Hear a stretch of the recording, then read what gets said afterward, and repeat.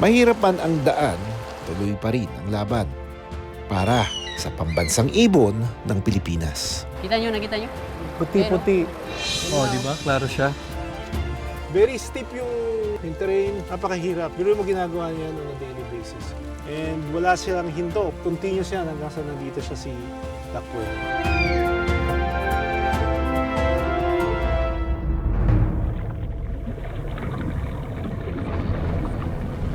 Grabe, sayang, no? Nakakitang-kita namin yung dugong. Pag-dive namin, hindi namin makita kung nasaan. Isa itong nilalang na bihirang makita, ngunit napakaduling mawala. Kasalukuyang critically endangered na ang estado ng mga dugong sa Pilipinas.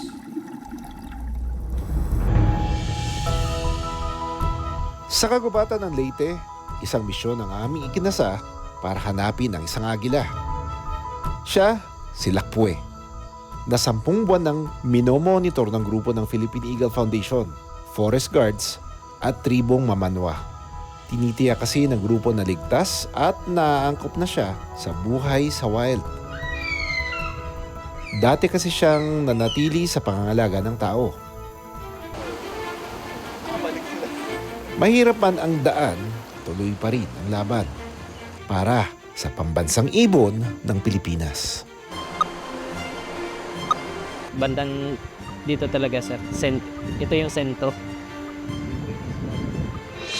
Saan ba na, sir?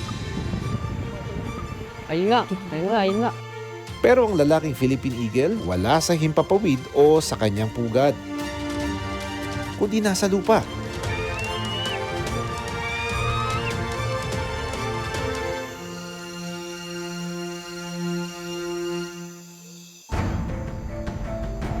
Sa kagubatang ito, naninirahan ng agilang si Lakpue.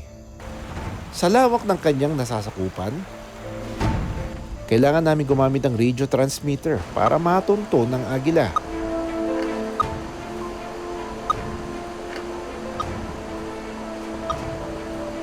Dito, sir. Tingnan mo daw dito. Wait lang, sir, ha? Yan. Hanapin natin yung mas Oh, yung pinakamalakas.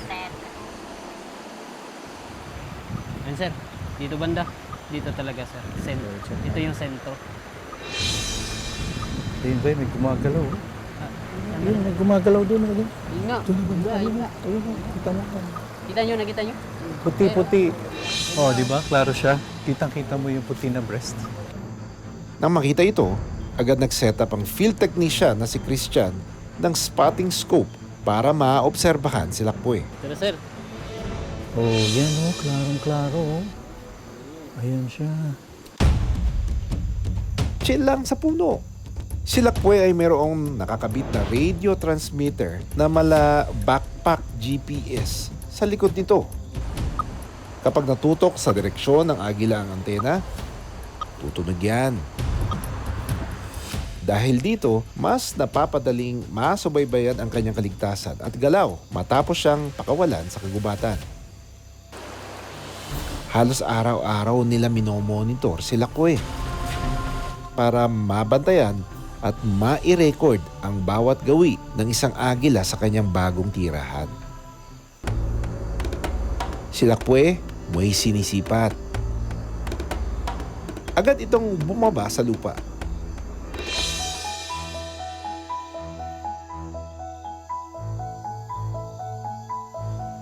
Nadagit niya ang isang bayawak. Very special itong kasi apparently ito yung paboritong lugar ni Lakpue at dito niya nauhuli ang monitor lizard. Gamit ang kanyang kuko, binitbit niya ito sa masukal na parte ng gubat habang naglalakad. Aba, hindi ka naman namin naagawan sa merienda mo. At it turns out na meron pala siyang itinabi na pagkain at apparently nakita natin kung paano niya inilakad at tinago yung pagkain. Bago pa ma-enjoy nila po ang malawak na kagubatan ng Leyte, nasagip ito sa isang poacher o illegal na mangangaso noong July 2003. Inakay pa lang si Lakpue noon nang kunin sa kanyang pugad sa Mount Busa sa Maitom, Sarangani. Dinala siya sa pasilidad ng Philippine Eagle Foundation. Ito ang kanyang naging tirahan sa loob ng 2 dekada.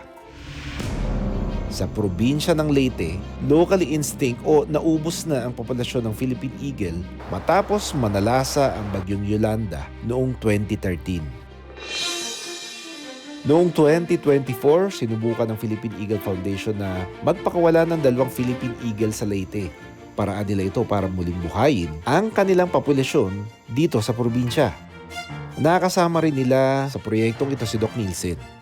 All primary feathers are complete and none of them are damaged. As part of our reintroduction program dito sa isla ng Leyte sa may municipality ng Burauen. Ginagawa natin tong release natin kasi naubos na ang Philippine Eagles dito sa Leyte, pero may maganda pang kagubatan ang Leyte at meron pang mga enough food items na pwedeng kainin ng Philippine Eagle. Panglima sila pues sa pinakawalang Philippine Eagle sa Leyte. Bago pinakawalan ang mga Philippine Eagle, dumaraan muna ito sa tinatawag na soft release. Isang proseso kung saan pansamantalang nananatili ang agila sa isang malaking enclosure sa mismong release site. Dito, unti-unting nasanay sa klima, tunog, pagkain at kapaligiran bago tuloy ang palayain.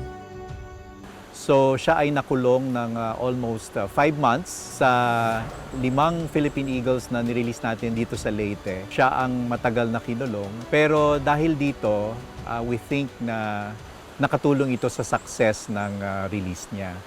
Dahil sa prosesong ito, natutunan ni Lacpue na kilalanin ang kanyang bagong tirahan bago tuluyang mamuhay na mag-isa sa kagubatan. 5 buwan matapos maibalik sa natural nitong tirahan, si Lacpue namata ang nanginginain ng sailfin lizard. Yung unang 3 na hunt niya ay isang palm civet, isang sailfin lizard at saka isang monitor lizard. Ang release protocol na ginamit natin si Lacpue ang magiging batayan na ng mga susunod pang mga releases natin. Kung may tao mang kilalang-kilala si Lacpue, wala raw tatalo sa malasakit ni Christian dito. Lalo na't 10 buwan na niya ito halos araw-araw na binabantayan. Palipat-lipat siya sa ibang lugar. Hindi ka ba nag-worry doon para sa kanya? Nag-worry din ba minsan-minsan kasi parang medyo baka may threat sa kanya. Kadalasang nabibiktima ng silo ang Philippine Eagle, lalo na kung naglalakad ito para maghanap ng pagkain sa gubat. Isa ang mga bitag o silo sa pangunahing banta sa Philippine Eagle at iba pang wildlife. Kahit hindi para sa agila ang mga ito, maaari pa rin silang mabiktima habang naglalakad sa kagubatan para mangaso. Kaya nga sa tulong ng mga forest guards natin, sa mga lugar na meron tayong Philippine Eagles, ang mga forest guards ang nagtatanggal ng mga silo at mga bitag. At syempre, gumagawa kami ng malawakang education campaign in partnership with the DNR, with the local government units, para sabihan ng mga tao na itigil na ang pamimitag ng wildlife. Kasama ni Christian sa pag-iikot ng gubat ang leader ng tribong Mamanwa na si Tatay Juni.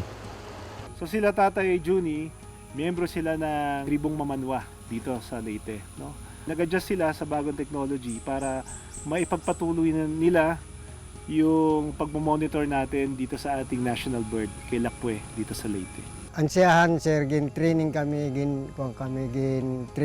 nila kuan Sir Jason, kini si Kristan. Nga para kami mahabar ito nga paggamit. Samtang naapa sila trabaho ang monitor. Ang pagkita namon nito, nalilipay kami kay Hilakwe. Sa matagumpay na reintroduction o pagbabalik sa wild ng Philippine Eagle, nagbibigay ito ng pag-asa para sa mga dedikado eksperto na nakatutok sa pagpaparami ng mga agila sa Pilipinas. Maaari siyang ma-extinct in the next 50 to 80 years. No? It's within the next human generations. So, pwede siya mawala sa panahon ng mga anak natin. Naka-release na tayo ng 5 Philippine Eagles. Kailangan pa natin mag-release ng at least 11 Eagles, no? Para masigurado natin na mabuhay ulit ang populasyon dito sa Leyte. Our national bird has a fighting chance. We just need to make a choice that we want the Philippine Eagles to live and thrive within our lifetime. 2 dekada man ang inantay para matagumpay na maibalik si Lacue sa kanyang natural na tirahan. Magsilbi sana itong pag-asa na sa tulong ng pag-aaral, pagtsatsaga at pagkakaisa ng mga tao, muling lalakas ang populasyon ng Philippine Eagle para manumbalik at maging matatag ang kanilang lahi. Ang lahi ng ating pambansang ibon.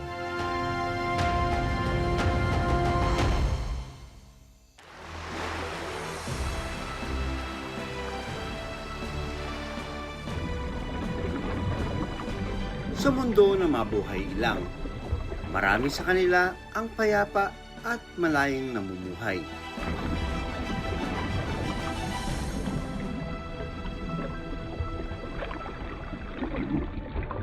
At sa ilalim ng karagatan,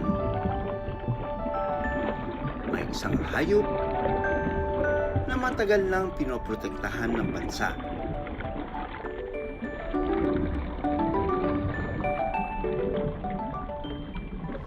Ngunit sa kabila ng mayaman at makulay nitong mundo, sunod-sunod pa rin ang mga ulat ng kanilang pagkamatay. May ilan ang nalulunod sa mga lambat, nakakain ng plastic, at natagpo ang hindi na buhay. May pag-asa pa bang masolusyonan ang problemang ito? O kibit-balikat na lang nating hihintayin na maging kwento ang mga nilalang na ito?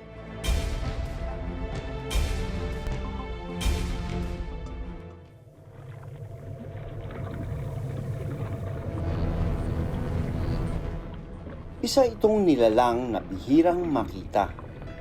Ngunit napakadaling mawala. Kaya sinubukan namin itong hanapin sa isa sa mga huling ligtas na tahanan nito.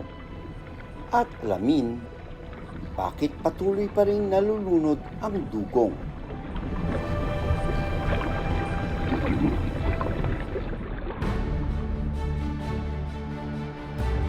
Isang dambuhalang nilalang na karugtong na ng ating kwentong bayan, ang mga sirena. May pagkakawig man daw ang kanilang itsura, pero ang kanilang presensya, huwag na sanang mauwi na lang bilang alaala.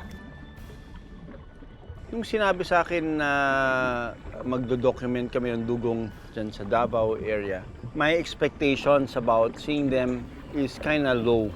Kasi these are true wild dugongs. At sila ang pakay kong hanapin. Isang supling o batang dugong lang ang kayang ipanganak sa kada 3 hanggang 7 taon. Kaya ang mga guro mula Southern Philippines Agribusiness and Marine and Aquatic School of Technology nakatutok sa pag-aaral at paghahanap ng mag-inang dugong sa Davao Occidental. Nakikita ko na panay seagrass, which is the habitat of the dugongs. Tignan natin kung suswertein tayo ngayong umaga. Wow!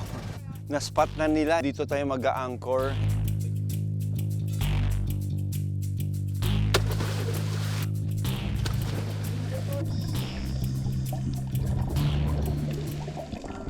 Sa aming paglangoy, narating namin ang isang malawak na seagrass. Sa tulong ng isang underwater drone, ito ang kauna-unang survey na gagamit sila ng teknolohiya. Layunin nilang madokumento ang marine life na makikita sa kanilang lugar. Ang mag-inang dugong, natanaw na namin. Siguro hindi pa nga siya ganun kasanay sa tao, kaya pag bumaba kami baka lumalayo siya. Ibinaba namin ang drone sa dagat. Pero hirap itong bumelo dahil sa lakas ng agos sa tubig. Grabe, sayang, no? Kitang-kita namin yung dugong. Parang dalawa sila mother and calf. Umaangat sila, pero pag dive namin, medyo malakas yung current and hindi namin makita kung nasaan.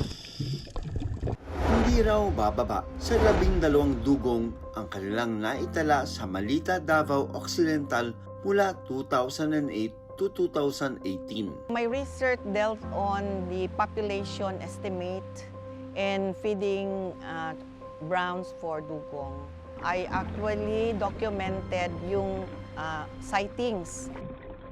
Ang karakteristik kasi ng dugong, coastal species siya. Ang kinakain niya specifically would be yung seagrass na makikita lang usually pa nga dito sa tinatawag nating intertidal zone. Very shallow areas to. Sa Sultan Kudarat, isang dugong ang naabutan na lang na nakatihaya sa mababaw na bahagi ng dagat. Sa Sarangani, namataan na lang na walang buhay ang dugong na ito. Kahit na malusog ang dugong, nakuhanan ito ng nylon string sa loob ng katawan. Sa Rojas, Palawan, pinaniniwalaang napuluputan ng fishing gear ang dugong na ito at namatay. Ang isang naabutan ng naagnas habang nasa buhangin. Agad namang inilibing ang dugong dahil nangangamoy na ito. Hinihinalang sumabit naman sa propeller ng bangka at lambat ang dugong na ito.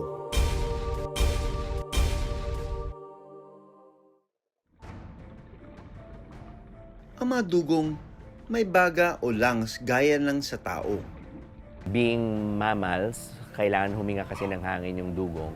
So, posible pag napuluputan sila ng lambat, pwede sila malunod. And any development sa coastal area from siltation, erosion, affected yung kanilang habitat.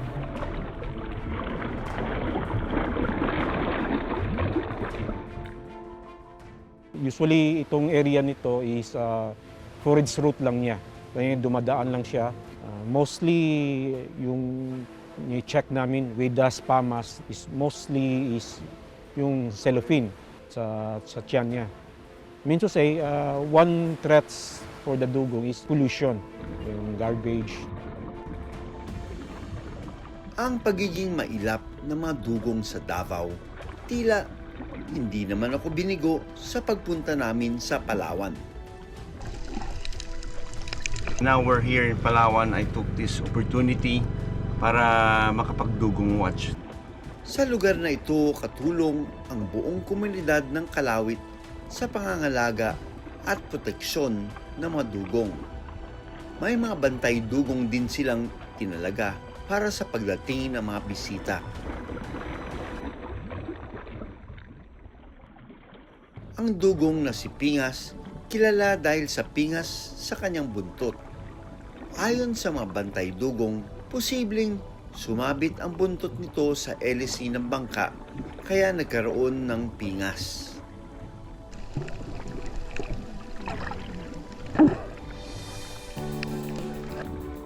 Habang nanginginain ito sa seagrass, para rin nitong ginugupitan ang damuhan sa ilalim ng dagat. Dahil dito, mas mabilis muling tumubo ang seagrass at mas nagiging malusog ang buong ecosystem. Hanggang sa sandali itong umahon para kumuha ng hangin. At ligtas na muling nakababa sa kanyang malawak na languyan nang hindi nalulunod.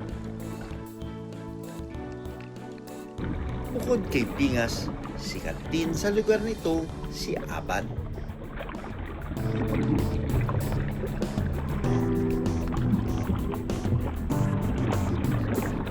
Sa 21 dugong na naitala sa Palawan ng Department of Environment and Natural Resources mula 2019 hanggang ngayong taon, aabot naman ng 15 dugong ang namatay ayon sa DNR. Dahil sa pagsabit sa mga fishing gear, spear gun injury at natural na pagkamatay. kasalukuyang critically endangered ang estado ng mga dugong sa Pilipinas. Matatagpuan pa ang dugong sa halos 40 bansa. Sa Taiwan, wala na ito. Sa China, tinuturing na itong functionally extinct. At sa Pilipinas, nananatili itong isa sa pinakananganganib na marine mammals. Kaya, ang masilayan sila sa wild, isang pambihirang pagkakataon na dapat nating pahalagan ngayon. Hindi natin sila kailangang gawing alamat para hangaan. Kailangan lamang nating tiyaking mananatili silang buhay at malayang lumangoy sa ating mga dagat. Ako si Doc Nielsen Donato. Ako si Doc Fred Ceresio, Born to be Wild. Maraming salamat sa panonood ng Born to be Wild. Para sa iba pang kwento tungkol sa ating kalikasan, mag-subscribe na sa GMA Public Affairs YouTube channel. Maraming salamat sa panonood ng Born to be Wild. Para sa iba pang kwento tungkol sa ating kalikasan, mag-subscribe na sa GMA Public Affairs YouTube channel.